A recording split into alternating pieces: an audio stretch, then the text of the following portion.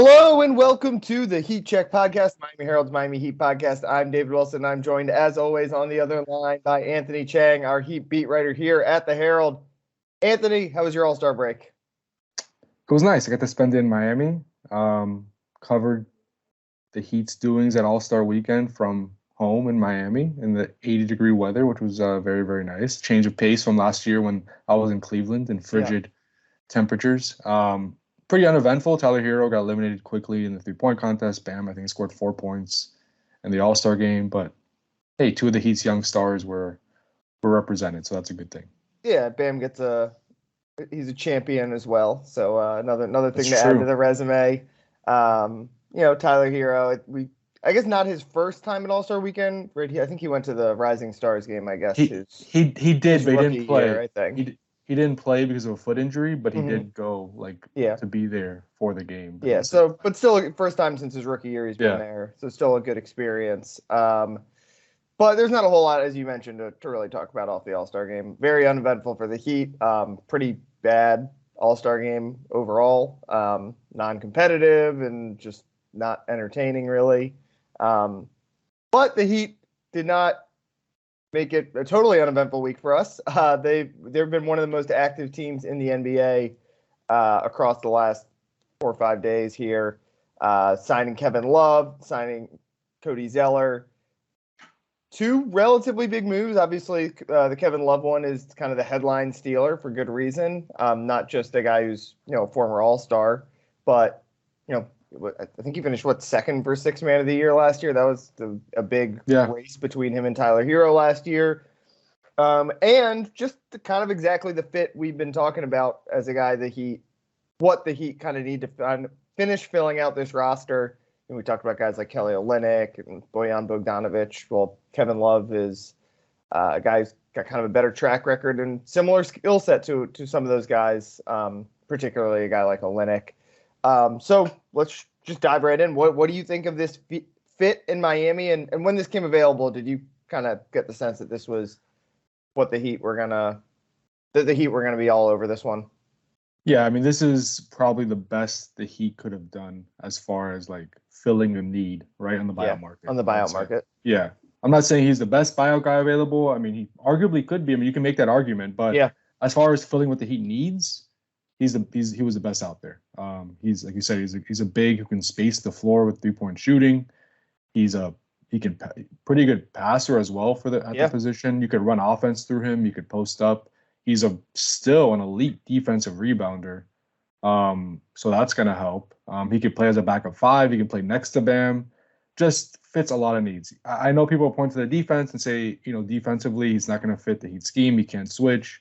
And you probably won't see him switch much, but we can get into this later. But he's not you look at the metrics, he's not like, I think it's kind of overstated as far as like how bad of a defender he is. He's good positionally, he's experienced, he knows. And his defensive rebounding is really valuable. What the old cliche is like, the possession doesn't end until you get the rebound, and he's been one of the best at that for 15 years now, or however long he's been in the league.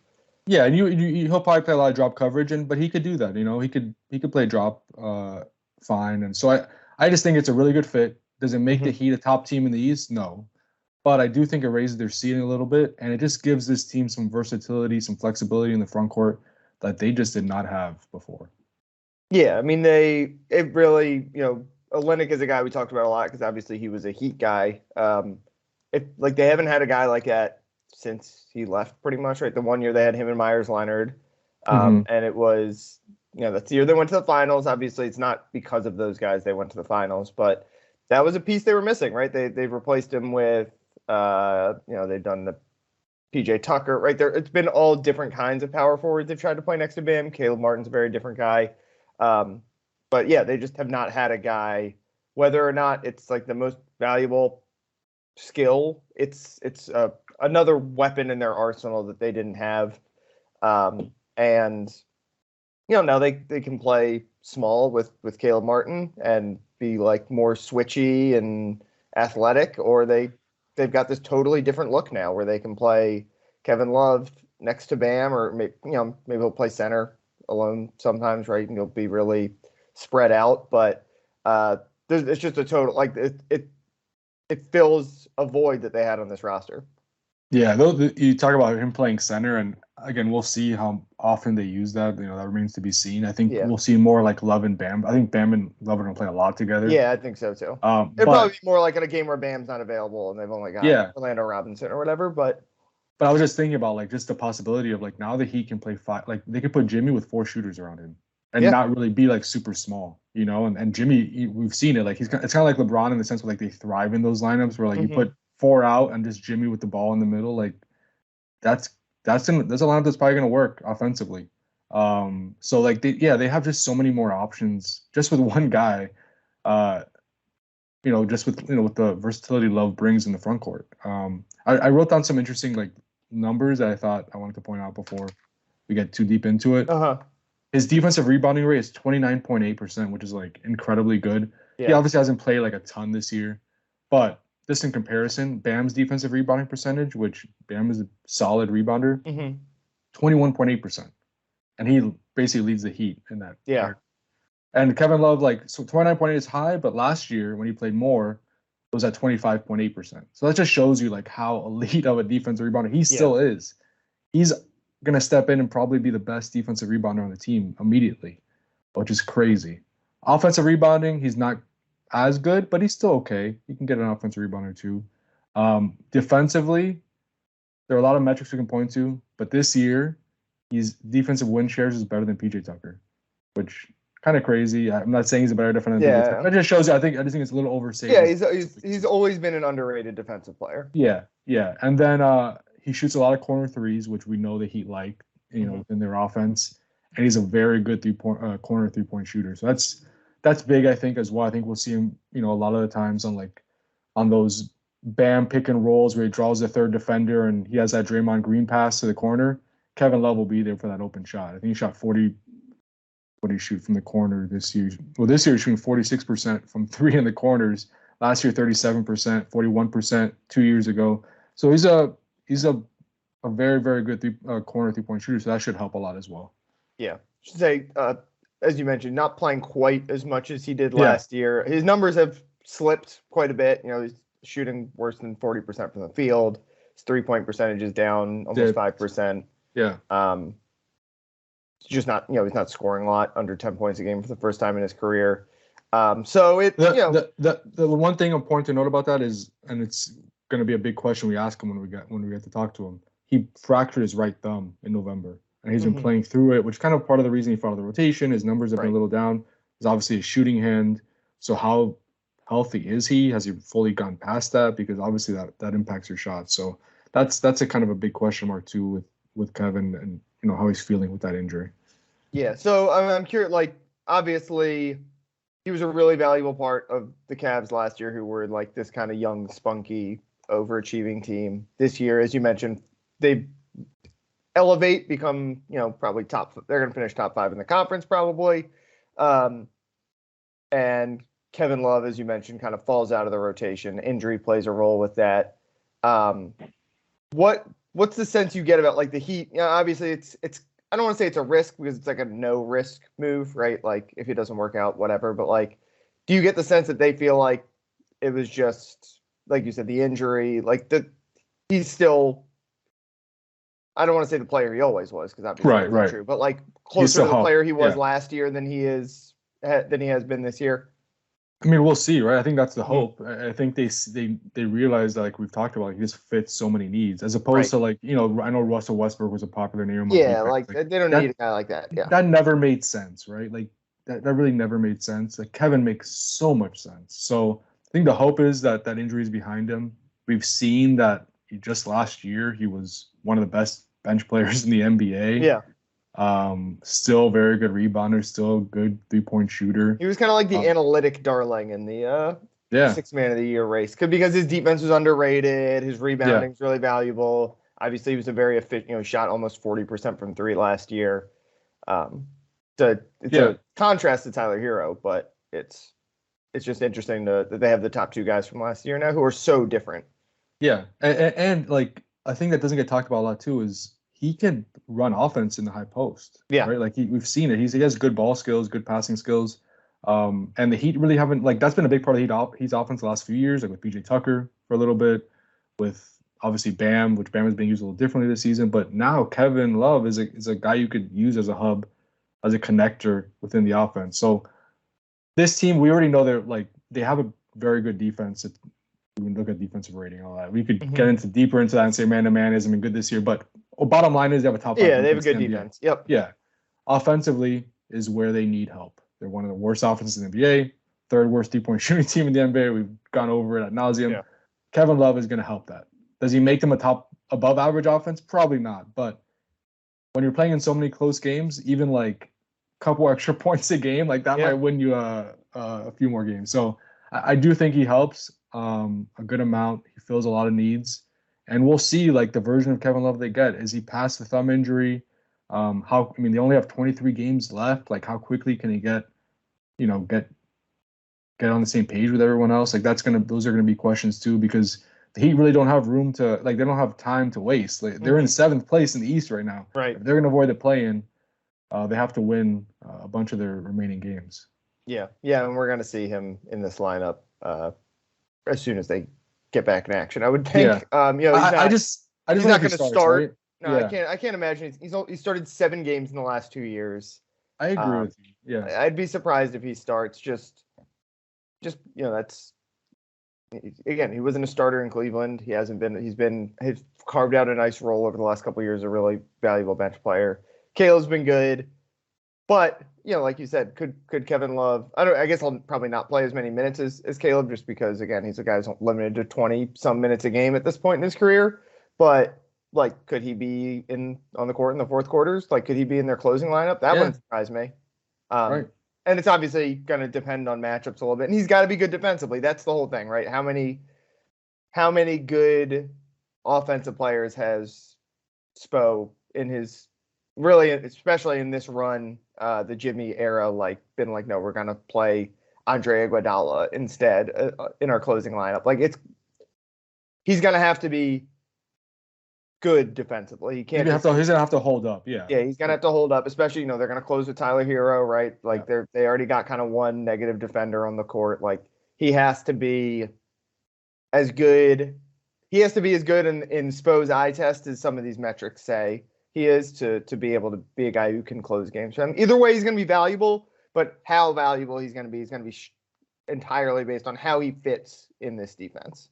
Yeah, and it's going to change the way they play defense, right? Like those lineups with Love and Hero, are they going to be able to switch like down the stretch, right? Like every action, probably not. So then all of a sudden, Bam's role changes in the defense, which he's been playing more drop this year anyway. But it's still like there are some adjustments they're going to have to make to incorporate him in there, especially on the defensive end.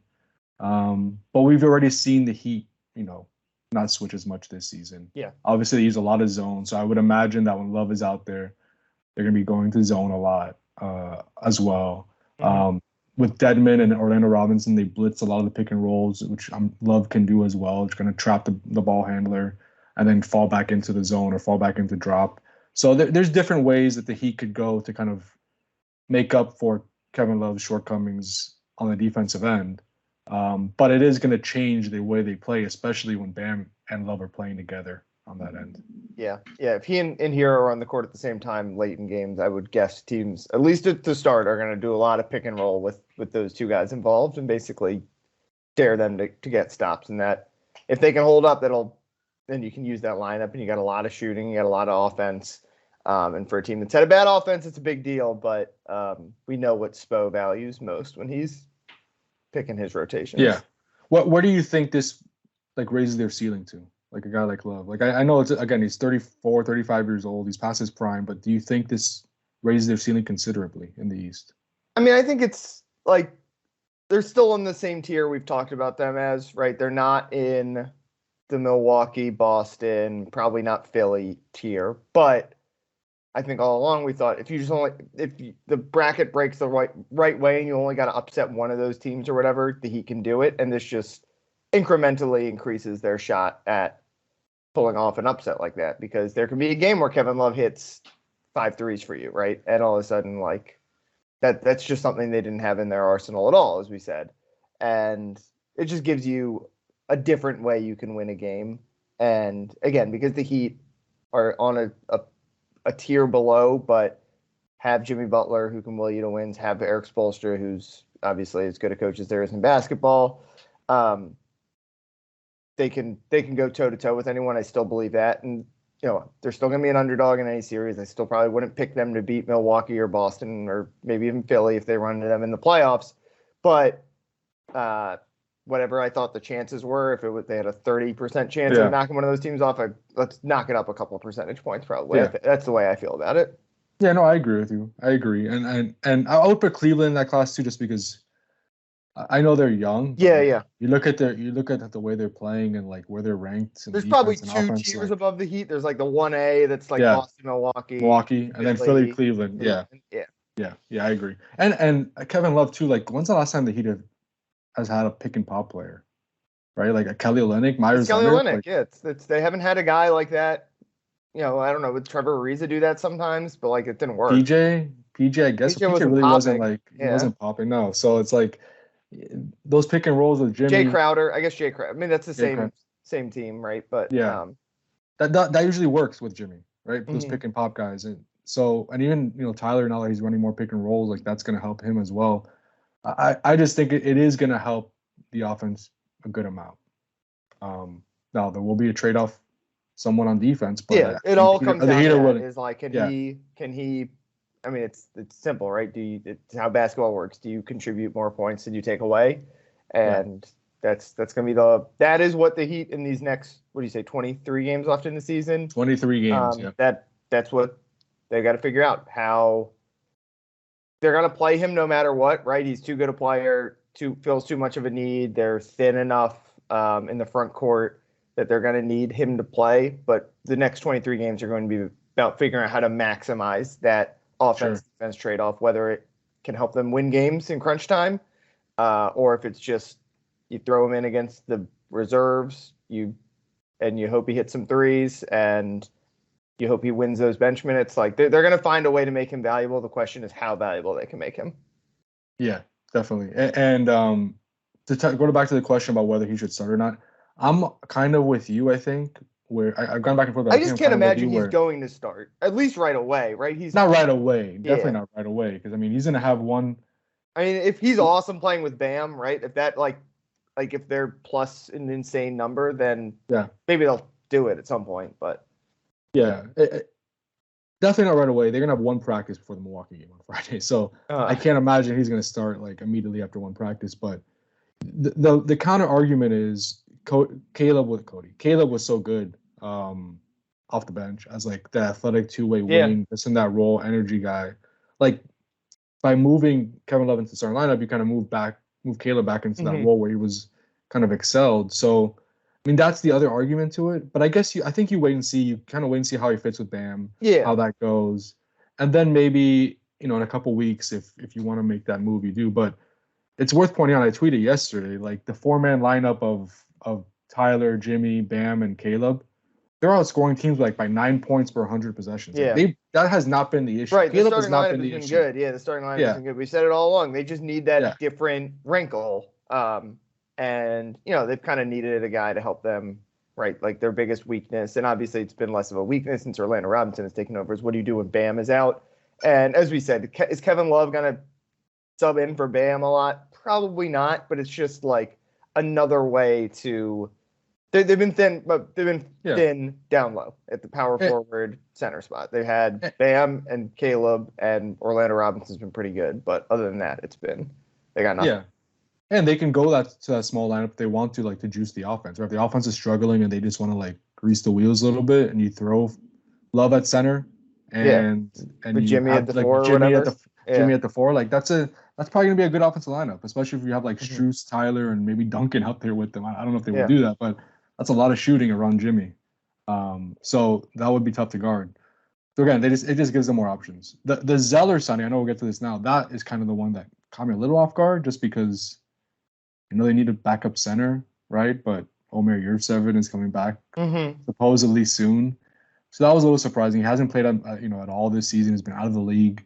So that caught me a little bit off guard. But the Love signing made all the sense in the world. Yeah, let's switch over to the Zeller signing now. As you said, caught you off guard. The guy's not played a lot. To me, I mean, the way I feel is probably it's what we were just talking about. They've been thin at center all year long. Obviously, Omer, they hope, will be good when he gets back, but he hasn't played in 3 months now, something like that, maybe even more. Yeah. I can't remember exactly when he went out. To me, it kind of feels like an insurance signing, right? Like if Yurt is not quite ready to go, like Cody Zeller, when they get to the playoffs, he might not be in the rotation. Is the way I feel about it. It's ultimately kind of a marginal move that gives you a little bit more depth at a spot you're weak at. I guess the question is, what was the smarter play? Was to get a guy like him or go get more guard or wing help? And they, I don't know. Is that what surprised you about this? Just like that they doubled up on big men on the buyout market, not buyout market, but on the free agency market. I had heard about that possibility. Someone had told me that they were thinking about like signing both Love and Ibaka, right? And I'm like, that doesn't make sense. Like, I like maybe if you can talk yourself into it and say, well, both those guys are injury prone. One is like more for offense, one is for defense, I guess, right? But I was just like, I'd be surprised if they did that.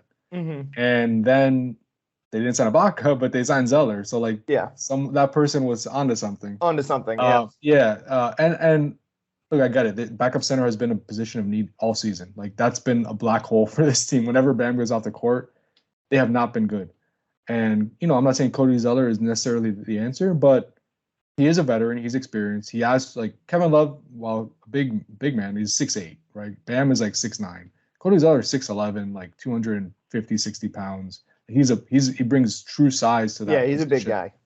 And I'm just like doing more research on him. And like when he was in Charlotte, he was pretty good. Like he was a pretty high pick, wasn't he? Like he was a fourth pick. I think he was a fourth pick. I mean, he was like the number one recruit in the country, I think, coming out of high school. Like it's obviously a different time when a 7 foot, 250 pound guy with like no jumper can be the number one guy in the country. But still, like he's not talented. A stiff. No, he played with Victor Oladipo, so there's some chemistry there at Indiana. True. So there's that. But yeah, he's like just looking at the numbers, like the team lost to Syracuse, by the way. Oh, there you go. Just stick that in there. Deion Waiters, Syracuse. Just stick that in there. I think it was Deion's team. He's a really good offensive rebounder, which is what I've noticed. Like last 3 years or so that he played, like 75, 80th percentile in offensive rebounding. Defensive rebounding also above average. So he's a good rebounder on both ends. Read an in-depth story on Bleacher Report about his screen setting. Very good screen setter, apparently. Kemba Walker was like crediting him for getting him open a lot of the times with his screens. So there's that. And that, again, that's a big part of the Heat's offense, right? That's going to help Tyler. That's going to help Jimmy. If he sets solid, good screens, like it's boring, but that's helpful. Yeah. So will he play a lot? I mean, I could see him getting some backup center minutes, especially, I don't think Omer is going to be ready to go right away after the break.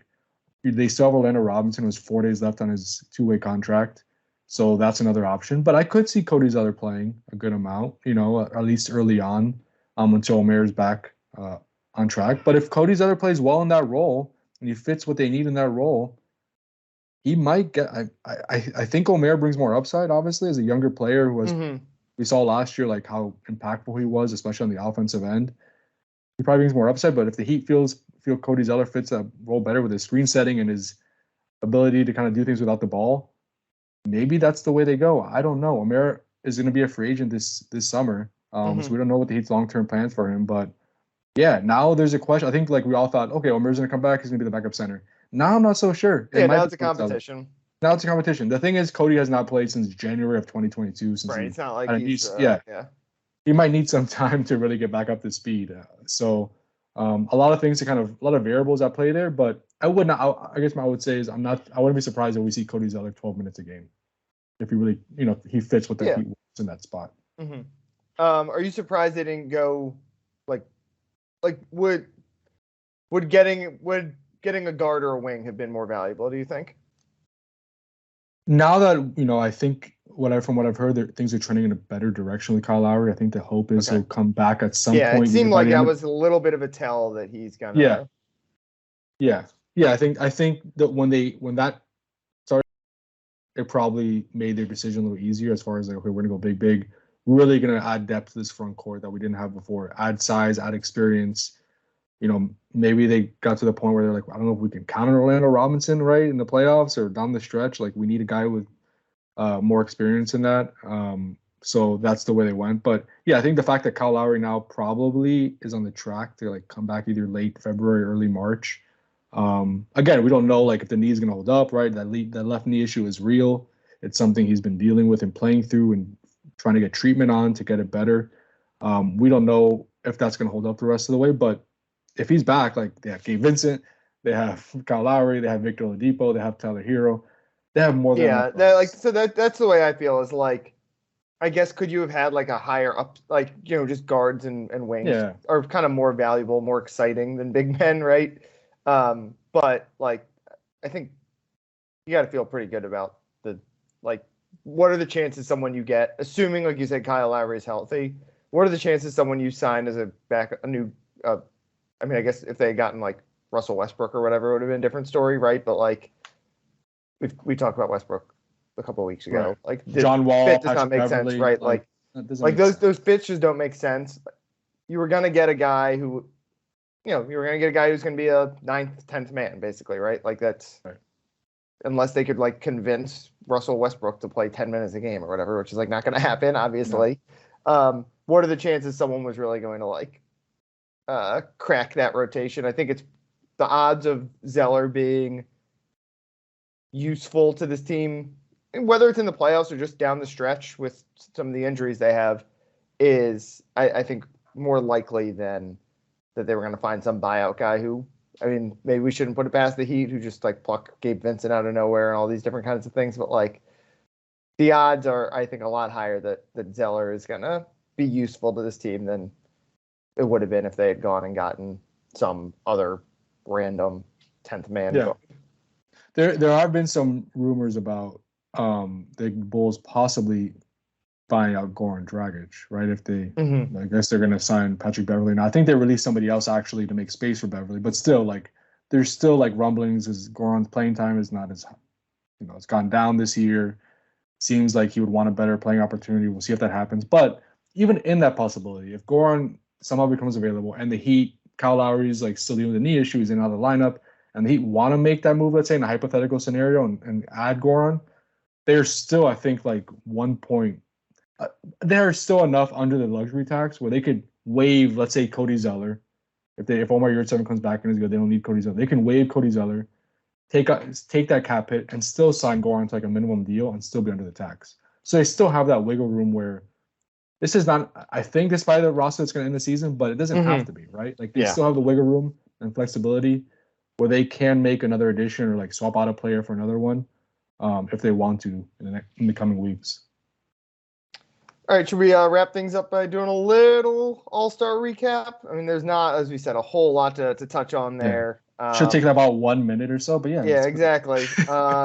Poor Kevin Huerter, very poor 3-point contest competition. I know a friend of the program, Tim Reynolds, was hurting watching that one. Tyler, as you said, eliminated pretty quickly. But the value there is just spending time at All-Star Weekend, right? Like hopefully he'll be there as a player at some point. Bam. The All-Star game is not a forum for Bam Adebayo. No, it's not. It's not made for a player like Bam. No. Even like Nikola Jokic said that as well. He's like, I think they asked him, like, he was the second to last pick or like the second to last starter picked, I think, in the All-Star draft. And he's like, were you surprised as a 2-time MVP and probably going to win an MVP for the third straight year that you were like one of the last guys picked? And he's like, no, this game isn't for me. Like, I would have picked myself last too. You know, like it's just not made for those type of guys. I mean, and Jokic shoots threes, Bam doesn't, but still, like, that's not a game for them. Yeah. And the Heat, I mean, it wasn't made for Jimmy either, right? I mean, part of that is because Jimmy, like, he just really, like... Jimmy was in Argentina. He was on the first flight to Argentina after that game in Brooklyn. Like, yeah. No, if they had called and invited him, and maybe they did for all we know, when, Embiid couldn't play. I think they ran it past him. I would guess he turned that down real quick. Yes, I think he said, I have a flight to Argentina already booked. I have a trip planned. I'm good. You can move to somebody else. You didn't miss your week in Salt Lake City? You weren't bummed? I mean, to be honest, like Salt Lake City is a cool city. It's nice. It's picturesque with the mountains. Yeah. I've never been, but apparently all the parks around there are cool. Yeah, no, it's. I'm not gonna criticize it. It's a good. I know like Charles Barkley had a. You're not gonna Vernon Maxwell this. What's the Vernon Maxwell? No. Like, sorry, I didn't know you had internet in Utah. But did you see Charles Barkley's comment? What was that? He said, all these people are going to heaven. There's no drinking. There's no smoking. There's nothing over here. Like, it was just funny. It went viral. But no, I like Salt Lake City. It's just, I was happy to be home in the warm weather, not in the cold. AllStar weekend is just crazy. Like, so many people. Everything is full. You can't like get anywhere because there's so much traffic.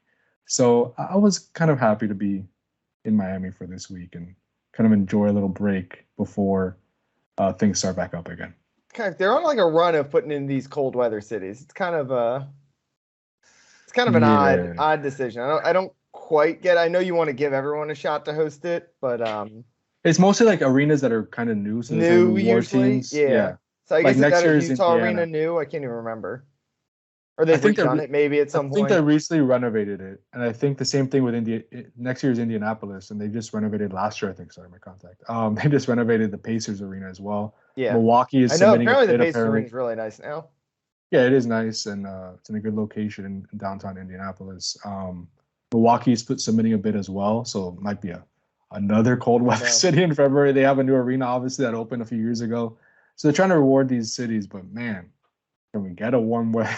I know. It's such I mean, I just covered the NHL All-Star game a couple of weeks ago down here. Those players were so excited to be in. I mean, there's 7 teams in Canada in that league. Those guys were so excited to be in Fort Lauderdale for a couple of days. It just makes sense, right? Like, it just. Of course, they're going to Toronto next year, so it's not like they're only doing warm weather cities. Yeah. But Miami would be perfect, but the boat show every year. Every year is that weekend.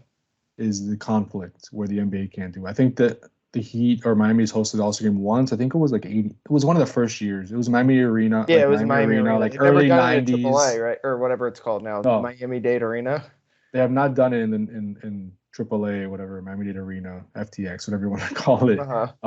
But I have heard there might be a chance maybe down the road where like the NBA comes together and they maybe make an exception for Miami and maybe push it back a week or something like that, so it can come down here. But we'll see. I mean, the calendar's changed around so much over the years. It's like push it up a week. I mean, the 23. Yeah. We're at the mid-season. This is the halfway point. Second half of the season starts on 60 Thursday games and Friday. There's 20 games left for some teams. Yeah. I don't know. I think it's possible, but man, put it ahead of the trade deadline. Like, it's kind of weird that's behind after the trade deadline anyway. That's a recent change to the NBA. That's a recent change, yes. Yeah. Where the trade deadline's before. And I think teams like it because they kind of know their team entering the break as opposed to like going to the break not knowing what's going to happen. But yeah, like the point is it's been done before, right? Where the trade deadline was after the break, or you can. I guess the problem also now is how late the Super Bowl is. That's another point. Yeah, you definitely don't want it to conflict with that. Yeah.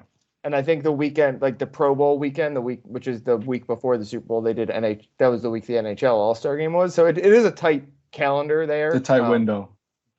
But yeah, make it happen. Like it's crazy that they've never been, Miami, which has been one of the marquee franchises of the NBA in a destination city and at a new arena, because they've never been to this arena, has not been able to host an All-Star game. Like, figure it out.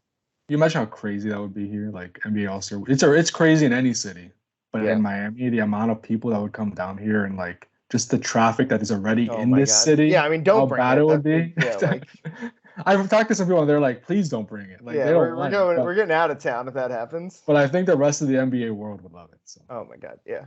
They should just do that or just put it in Vegas every year. Yeah, Vegas, or I think LA is going to put another bid as well because they're going to have the Clippers arena eventually. Clippers arena. I think they're doing something to Staples too, or Crypto.com. Crypto.com. I don't know. But so, I mean, yeah, it makes sense for like those in LA, Vegas, like Miami, New Orleans, Dallas. Like those cities kind of make sense.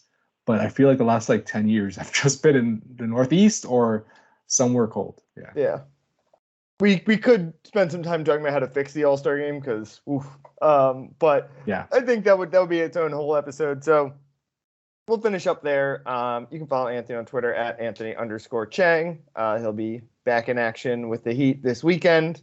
Kevin Love's debut coming up. As you mentioned, they'll practice later this week. So we'll get a first chance to see Kevin Love in that Heat uniform. You can follow me on Twitter at DBWilson2. I'm all over the place like always. Be sure to check out all the podcasts here on the Herald Sports Podcast Network. Marlins season starting up, so Jordan McPherson's got his Fish Bite show every week. Probably taking a week off on stuff this week, but it was very busy for a couple of weeks there with all these new coordinators. So lots of stuff to check out there. But until next week, we'll talk to you guys later.